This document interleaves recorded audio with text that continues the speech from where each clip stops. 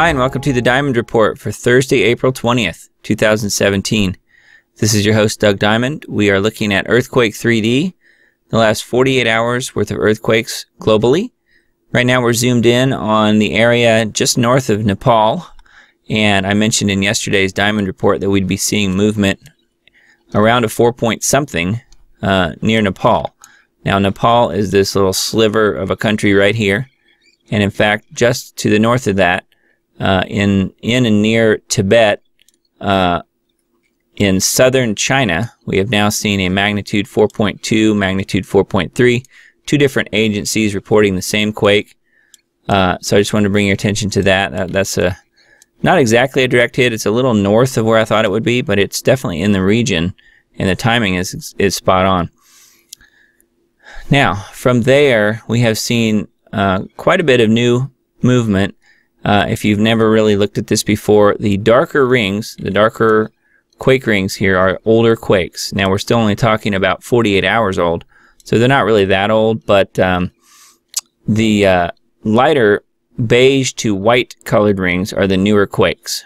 So what we've seen here recently, though, if we scroll over here to Japan, is a number of magnitude 5s, quite a few.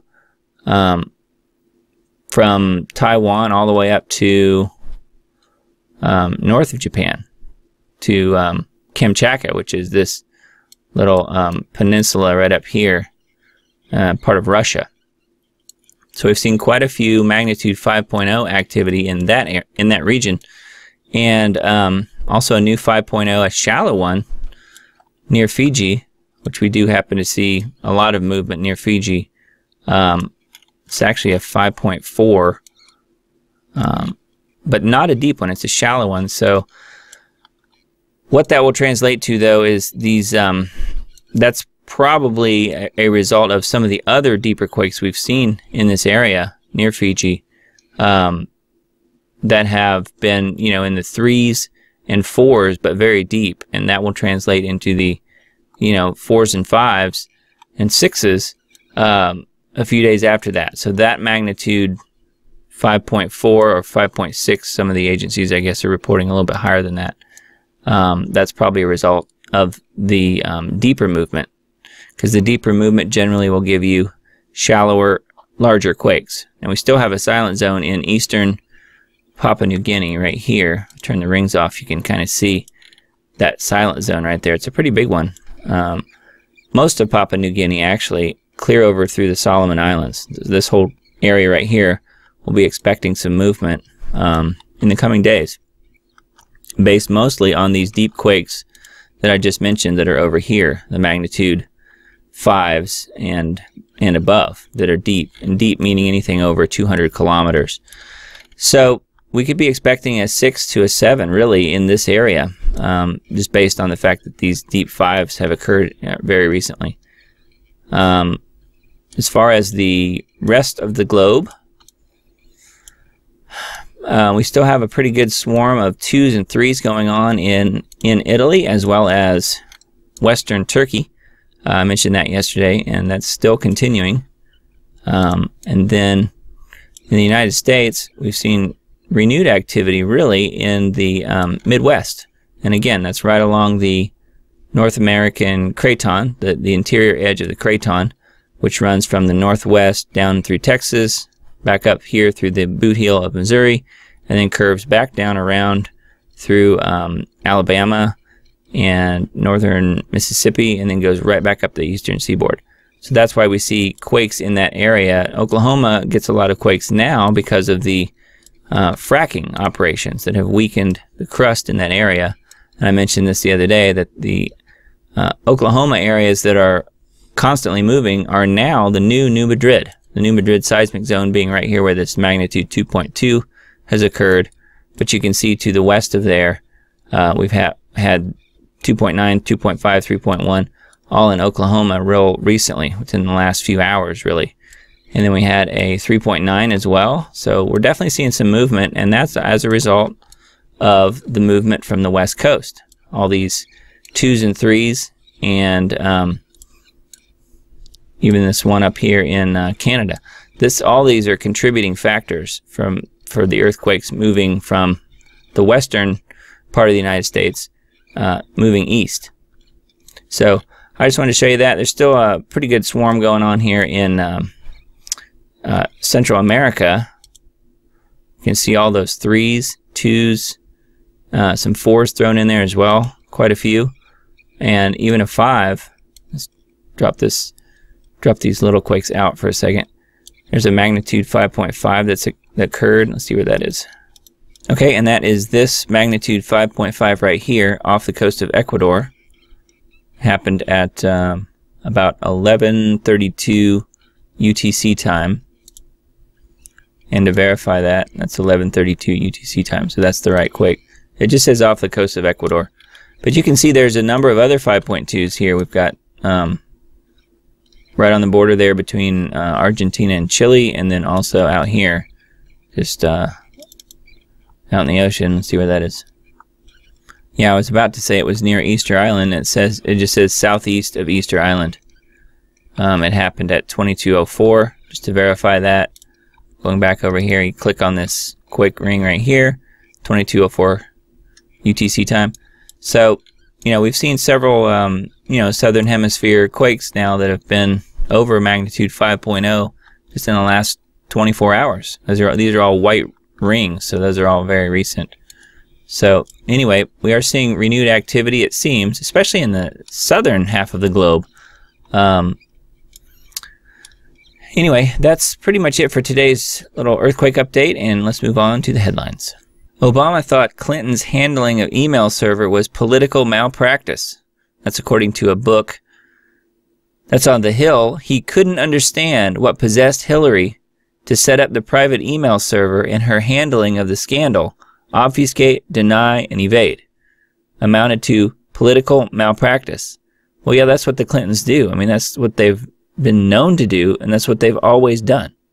They don't know any other way. I don't know why he was surprised by it or that he didn't understand it. Doesn't make much sense to me. CIA, FBI launch manhunt for leaker who gave top-secret documents to WikiLeaks. The CIA and FBI are conducting a joint investigation into one of the worst security breaches in CIA history. So never mind what's in the briefs and the crimes that were committed, but let's catch the guy who leaked it. That sounds about right. Bill Gates says terrorists could wipe out 30 million people by weaponizing a disease like smallpox. Yeah, and I think Bill Gates would probably be cheering if that actually did happen. That's on the London Telegraph. Putin sends troops to Russia's border with North Korea. That's on the Daily Mail. North Korea warns of super mighty preemptive strike as U.S. plans next move. That reminds me of the mighty Morphin Power Rangers. Does Kim Jong-un think he's a Power Ranger, do you suppose? DHS hires hardline immigration patriots. That's on the Daily Caller. New advisors are proponents of immigration reduction. Facebook developing type with your brain silent speech technology. That's on RT. Tech giant could take thought policing to the next level. Judicial Watch sues State Department and U.S. aid for Soros records. The Obama administration seemed to bust taxpayer budgets in an effort to fund the Soros operation. Venezuela, government seizes General Motors plant. GM slams act as outside of due process. That's on Breitbart. Photogate.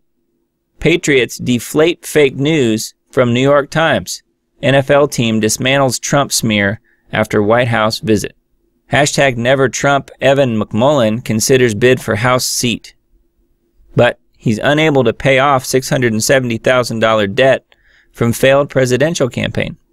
Top 10 Alex Jones performance art characters. Let us know your favorites. He's got some good ones. He's a funny guy, but these people that think he's nothing but an actor are totally wrong. They don't really understand what's going on. China and South Korea have a bigger North Korea problem than the USA. That's from David Knight. A look into the multitude of issues the two countries have with North Korea. Roger Stone asks, why was Jared Kushner dining with Apple execs? Roger Stone looks into Kushner's recent dinner with Tim Cook. Nuclear expert says everybody would die if World War III broke out. That's from Paul Joseph Watson. Even a couple of nuclear weapons could end the United States. Well, yeah, it could. Absolutely. The occult archetype called vaccination. It's from John Rappaport. The ceremony of vaccination is a rite of passage for the child. Netflix doc, Get Me Roger Stone, premieres April 23rd. Supreme Court looks at recycled religious persecution. Missouri church excluded from participating in recycling program. Farage considers PM run. Brexit architect believes he could win a fair election. Turkey is now an Islamic caliphate in all but name. Erdogan referendum victory turns Turkey into a dictatorship. Seems to me like it pretty much already was. Solution to Twitter's censorship discovered. New social media sites and apps are fighting back against internet censorship. I think a good alternative to Twitter, though, is Gab.ai. AP tries to hide radical Muslim terror attack on U.S. soil. Mainstream media played with words to try and deceive readers. Photos, Nugent-Palin-Kid Rock visit President Trump at the White House. Trio pose in front of Clinton portrait during a White House visit. And, of course, we couldn't let that go without actually seeing it. There it is, in all its glory. Look at Hillary. What is she doing? Does she have a mirror beside herself or something? Is this a mirror on the wall type of thing? Breaking, North Korea threatens to destroy U.S. mainland. And new Skull and Bones info revealed. They threaten to destroy us every day, don't they? The most likely ways for a space rock to kill you, 7 impact effects generated by hazardous asteroids. Seems like 1 would be enough to take you out. I don't know why they need 7. How would NASA search for extraterrestrial life on Enceladus? Manhunt underway for CIA Vault 7 leaker. CIA, FBI, joint investigation examines hundreds of agency employees and contractors. France hit with terror attack days before presidential election. 1 cop dead, 1 attacker still on the run. That's from Paul Joseph Watson. Watch, North Korea threatens to nuke America on 4/20. More threats from the rogue nation. Yes, every single day, more and more threats. The federal government's reefer madness. Marijuana prohibition is as big a failure as alcohol prohibition was. The bloody harvest, multiculturalism. Poland vows not to repeat the mistakes of other European countries. Yeah, and I said this yesterday. I feel like Poland has really been on the right side of things. PBS pushes normalization of suicide bombings on children. New lesson glorifies martyrdom. ISIS claims responsibility for Paris attack. Gunman had extremist ties, say police. Really? UC Berkeley reverses decision to cancel Ann Coulter visit. Coulter's speech on immigration will be held at an appropriate, protectable venue, the university said. Report DOJ prepares charges against WikiLeaks and Assange.